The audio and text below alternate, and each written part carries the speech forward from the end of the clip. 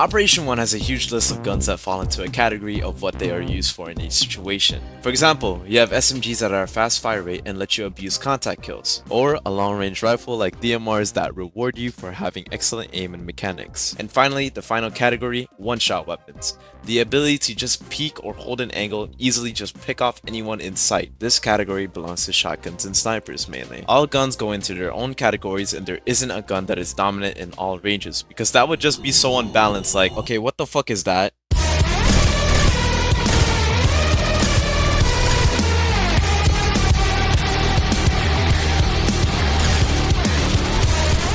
This is the AK-12. It has a really fast fire rate for a rifle that comes with huge damage. Basically, you can shred an entire squad into bits with just a single magazine. Like, no joke, this thing is dominant. You can just turn off your brain, storm into sight, and get the craziest multi-frag clips you could ever get. Remember how I talked about how each weapon serves their purpose depending on the situation? Well, screw that when you have this gun because it's just so versatile. It shoots like an SMG because this thing's fire rate is a flash, giving you a free kill. Its range is like any other rifle, you could just beam down anyone from a distance. And fuck it, even though it doesn't one-shot, it just takes 2 shots in the head and body. Pair that up with the fire rate, it's practically instant death, bro. This thing is a cheat code, I swear. Dude, you just spent the entire intro talking about the game's weapons and their appropriate use for each situation. You can't just do a complete 180 and disregard that fact. Production isn't gonna like that.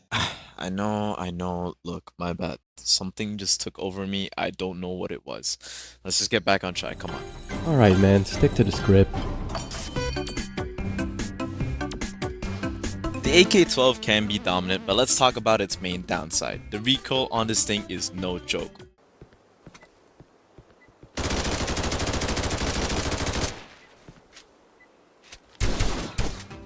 The whole idea behind this weapon is that it delivers high damage across both close and long range engagements, while its fire rate allows for a relatively low time to kill. Because of this, understanding how to handle the AK-12 effectively becomes essential. Like, you're not just shooting the enemy, you're fighting your own gun at the same time.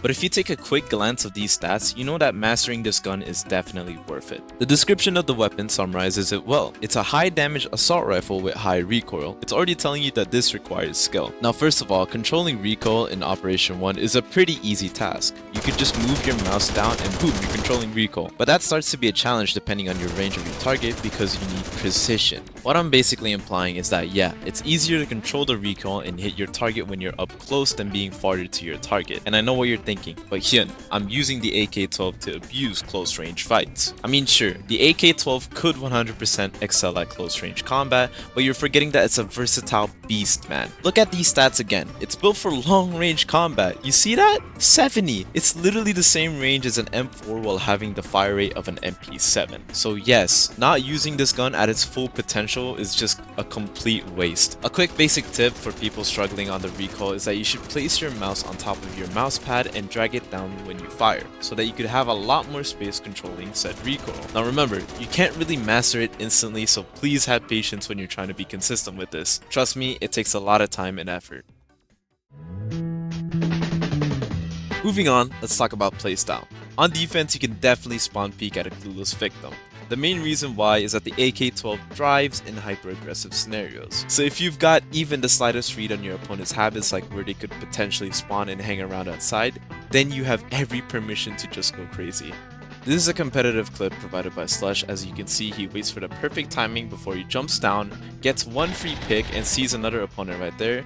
He taps his AK just to get that free kill as well before going back into the building, and as you can see, the AK-12 is just so dominant that he can just decimate this guy out in the open. Here's a clip provided by a console pro named Femmy. He hears a zipline outside as he waits for the perfect timing to just vault and get a free pick from an unsuspecting opponent. Now Femmy shows a great example of controlled aggression. Instead of just pushing out recklessly after that first kill, he instead waits again and confirms that there's another player outside after hearing another zipline, and that gets him another free easy kill. People generally think of defense like you just sit still and wait, but with the AK-12, defense is controlled aggression. You gotta have the confidence to take the fight knowing you have a monster of a gun, but at the same time, know when it's the right appropriate scenario to even go for plays like this. But let's say you're not feeling risky and you're not the type of person to play that hyper aggressive. You can also slow it down as well. Remember, you can just play angles just as effectively. Hold tight, Keep your crosshair locked in and let them walk into your dot. Because even if the enemy decides to pre-fire you, it doesn't really matter when your gun is faster. As long as your crosshair placement is clean and your reaction time is decent, the AK-12 will win you these duels more often than not. But if the AK-12 is all about controlled aggression on defense, what happens when you just let it loose on offense? Now, things turn to a complete 180. Now on attack is when you're gonna have a little bit too much fun. Just rushing into sight without a care in the world is pure disrespect, and honestly, I encourage it, because when you're on offense, this is where the gun really starts to show its true colors. You're not carefully clearing angles anymore, you're erasing them. The AK-12's fast fire rate combined with its high damage means that the moment you catch someone off guard, they don't really get a chance to play the game. It's not a duel, it's just complete annihilation. It enables everything, your aggression, your confidence, and your bad decisions that will somehow still work. Name another weapon that lets you swing this wide, let you ego peek, and take a fight you definitely shouldn't. There's only one weapon that fits every scenario.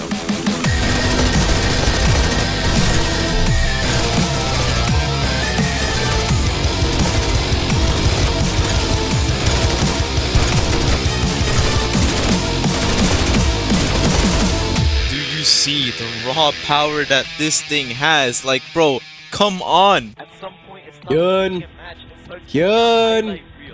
Oh, Jesus Christ, this guy. Every time I tell him to stop, he just never listens! I'm gonna go find someone else, dude. Fuck this guy. Common mistakes that people need to learn using the AK-12.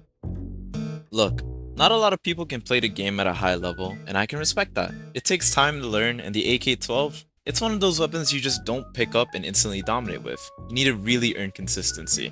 I've seen it too many times. New players pick it up, hold mouse 1 for half a second, and suddenly they're staring up at the ceiling, wondering where their bullets went. And in that moment, it kinda exposes the truth. This gun is not as effortless as it looks. That's why I think it gets a little too overrated sometimes. Don't get me wrong, it is a very good weapon. Probably one of the strongest in the game when used correctly. But there's a difference between strong and a good player. Because if you don't actually understand how to control it, play around it, and how to position with it, it stops being a monster and it starts being a liability instead. And that's what people tend to forget using this thing. It needs high skill for a reward. That's the entirety identity of the AK-12. I know I've been glazing this gun throughout the entire video, but let's be for real. It's not easy, it demands control, it punishes panic, and it absolutely exposes your bad habits the moment you think you figured it out. This especially relates to me since I've been trying to master it since day 1 of playing around, and I could never really get consistent with it. One day I could be annihilating lobbies with the thing, and the other I'm just so terrible. So yeah, respect the weapon, but more importantly, respect the learning curve that comes with it. Because once you actually master it, that's when everything I said earlier becomes true. Free wins don't come from the weapon you use. It comes from how well you understand it. Hey guys, it's me, it's Hyun, and it's been a while since I've actually edited this. It's been a total of 1 week of planning and editing, and I just want to give out my thanks, I want to shout out to my friends who helped me record some of the studio scenes, especially Digi for making the whole studio itself. Sick flips! Whoa! And he has to deal with whatever is going on. And thank you to Kaifi for being one of the actors. Thank you to Buster and Trin for being one of the cameramen. Hi, what the fuck are you doing with him in there? And for the people who provided me clips for this video, thank you. You guys made this video much more faster to edit, and I can get it done sooner, because if y'all didn't, then I would have gone for another week trying to get footage. But here's a list of people, and yeah, I hope you guys enjoyed this video, and till next time, see you boys.